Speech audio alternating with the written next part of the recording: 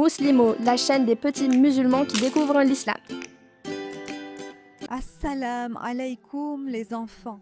Aujourd'hui, nous allons découvrir l'histoire du prophète Mohammed, paix et bénédiction sur lui, la personne la plus spéciale envoyée par Allah pour nous guider. Connaissez-vous son histoire? Elle commence bien avant qu'il ne devienne prophète. Alors, écoutez bien pour savoir comment Allah a veillé sur lui dès sa naissance. Avant la naissance du prophète Muhammad, paix et bénédiction sur lui, la ville de la Mecque était un endroit très spécial, mais aussi assez difficile. C'était une ville située dans le désert, entourée de montagnes et de sable chaud. Beaucoup de gens venaient à la Mecque, car il y avait la Kaaba, une grande structure en pierre qui était un lieu sacré pour de nombreuses personnes. Mais malheureusement, les habitants de la Mecque ne croyaient pas tous en un seul Dieu. Ils adoraient de nombreuses idoles et statues. À cette époque, les gens étaient souvent en guerre les uns contre les autres. Les tribus se battaient pour des raisons de pouvoir et de territoire. La Mecque était aussi un centre commercial important, mais il y avait beaucoup de pauvreté et d'injustice. Les riches étaient très riches et les pauvres, eux, avaient du mal à survivre.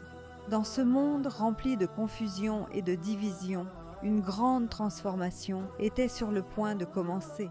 Le prophète Muhammad, paix et bénédiction sur lui, allait arriver et avec lui un message de paix, d'unité et de croyance en un seul Dieu, Allah. Mais avant cela, il fallait qu'un événement très important se produise, un événement qui allait changer le cours de l'histoire.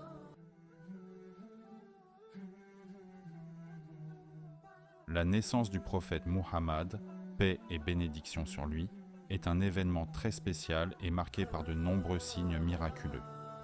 Il est né à la Mecque, dans la tribu des Quraysh, dans une période où la ville vivait des moments difficiles. Sa naissance a eu lieu un lundi au mois de Rabi al-Awwal. Sa mère, Amina, était une femme respectée et douce. Bien qu'elle ait perdu son mari, Abdallah, avant même de donner naissance à Muhammad, elle a reçu des bénédictions divines durant sa grossesse. Pendant qu'elle attendait la naissance de son fils, elle ressentait un sentiment de paix et de protection. Lorsque Muhammad est né, Amina a vu des signes étonnants qui la remplissaient de joie et de sérénité. Les gens autour de lui ont vite remarqué qu'il était un enfant exceptionnel, même dès sa naissance. Son arrivée dans ce monde a marqué le début d'un grand changement pour l'humanité, bien que personne ne savait encore à ce moment-là ce que cet enfant allait accomplir.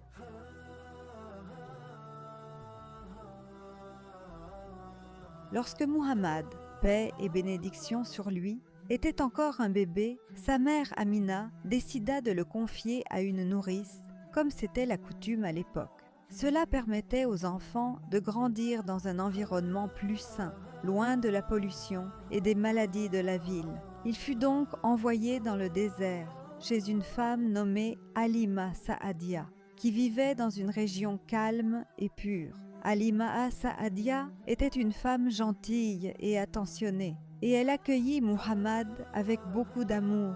Dès son arrivée, elle remarqua quelque chose de spécial chez cet enfant. En effet, la famille de Halima Sa'adia était pauvre et souvent confrontée à des difficultés. Mais dès que Muhammad est arrivé chez eux, des bénédictions ont commencé à pleuvoir sur leur maison. Les chèvres de Halima Sa'adia, qui avaient l'habitude de produire peu de lait, commencèrent à donner beaucoup plus de lait, et son bétail devint plus fort et plus prospère. Muhammad grandit dans un environnement plein d'affection et de tranquillité. Il passa plusieurs années auprès de Halima Sa'adia, qui l'éleva avec soin et douceur, le chérissait comme s'il était son propre fils. Ce fut pendant ces années dans le désert qu'il commença à développer sa personnalité calme et généreuse, qui allait faire de lui un homme exceptionnel plus tard. Ces années auprès de Halima Sa'adia furent cruciales pour sa santé, son bien-être et sa future mission. Lorsque Muhammad, paix et bénédiction sur lui, était encore un jeune enfant, des événements très spéciaux se produisirent, des signes qui annonçaient qu'il était destiné à accomplir une mission incroyable. Un de ces signes a eu lieu lorsqu'il était encore petit, en train de jouer avec ses amis. Un jour, alors qu'il jouait dehors, deux hommes vêtus de blanc sont apparus soudainement. Ils l'ont pris, l'ont emmené à l'écart et ont ouvert son cœur. Cela peut sembler étrange, mais en réalité, ils l'ont purifié et l'ont rempli de sagesse et de foi. Ce moment était un signe spécial, préparant Muhammad à la grande mission qui l'attendait plus tard. Bien qu'il fût encore un enfant, cet événement montrait déjà que Muhammad était choisi par Allah pour quelque chose de très important.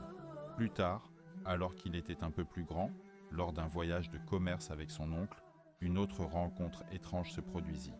Muhammad, paix et bénédiction sur lui, voyageait avec une caravane vers la Syrie. Un moine chrétien nommé Bahira, qui vivait là, remarqua quelque chose d'étrange en voyant Muhammad. Il s'aperçut que le soleil ne brillait pas sur lui de la même manière, comme si un mystère entourait cet enfant. Intrigué, Bahira invita Muhammad et les membres de la caravane chez lui. Quand il les reçut, il posa des questions et observa attentivement Muhammad. Puis, avec étonnement, il leur dit « Cet enfant est spécial. Il est celui que les Écritures anciennes ont prédit. » Le moine reconnut qu'il y avait en lui des signes d'un grand prophète à venir. Il conseilla à ceux qui l'accompagnaient de protéger Muhammad, car il était destiné à une grande mission. Ces signes étaient les premiers indices de la grande mission prophétique qui allait commencer bien plus tard, à l'âge de 40 ans, quand Muhammad, paix et bénédiction sur lui, recevrait la première révélation d'Allah. Même quand il était encore un enfant, les signes étaient là, montrant que Muhammad allait devenir l'un des plus grands leaders spirituels du monde. À l'âge de 6 ans, le prophète Muhammad, paix et bénédiction sur lui, partit en voyage avec sa maman Amina et sa nourrice Baraka bint Tarlaba pour rendre visite aux oncles de son père à Médine. Ils y restèrent un mois, mais un triste événement se produisit lors du retour à la Mecque. En chemin, près d'une région appelée Al-Abwa, la maman de Muhammad, Amina, tomba soudainement malade. Malheureusement, elle succomba à sa maladie et mourut là-bas, loin de la Mecque. Elle fut enterrée à Al-Abwa. Ce fut un grand chagrin pour Muhammad, paix et bénédiction sur lui, qui perdit sa mère à un âge très jeune. Après la mort de sa maman, Baraka, la nourrice de Muhammad, le ramena à la Mecque. Elle s'assura qu'il soit sain et sauf, mais cela ne pouvait pas remplacer l'amour de sa mère. Baraka resta auprès de lui, offrant le soutien et les soins dont il avait besoin. Cependant, l'absence de sa mère laissa un vide dans le cœur de Muhammad, paix et bénédiction sur lui, un vide qu'il allait porter avec patience. À l'âge de 8 ans, un autre événement douloureux survint dans la vie de Muhammad, paix et bénédiction sur lui. Son grand-père, Abdul Muttalib, qui l'avait pris en charge après la mort de sa mère, mourut également. Abdul Muttalib aimait profondément Muhammad, paix et bénédiction sur lui, et lui offrait tout le soutien et la protection dont il avait besoin. Après la mort de son grand-père, son oncle, Abu Talib, prit la responsabilité de s'occuper de lui. Abu Talib le soutient et le protégea avec beaucoup d'amour et de soin jusqu'à sa propre mort. Et voilà, c'était la première étape de l'incroyable voyage de Muhammad, paix et bénédiction sur lui. Dans la prochaine vidéo, nous allons découvrir un moment encore plus spécial et marquant de sa vie, la première révélation qu'il a reçue d'Allah, un événement qui allait changer le monde à jamais. Ne manquez pas cette aventure fascinante. Abonnez-vous et activez la cloche pour être averti de la prochaine vidéo où nous parlerons de la rencontre de Muhammad avec l'ange Jibril. À très bientôt.